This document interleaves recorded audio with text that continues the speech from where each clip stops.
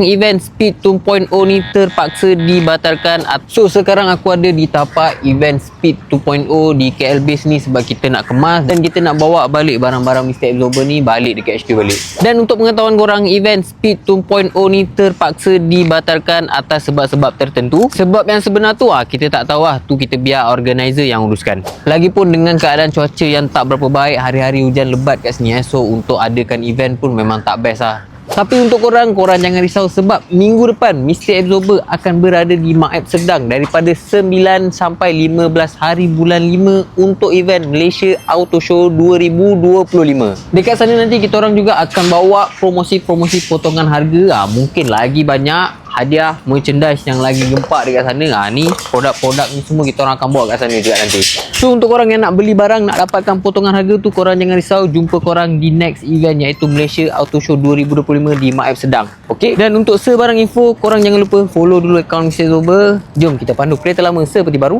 Ciao.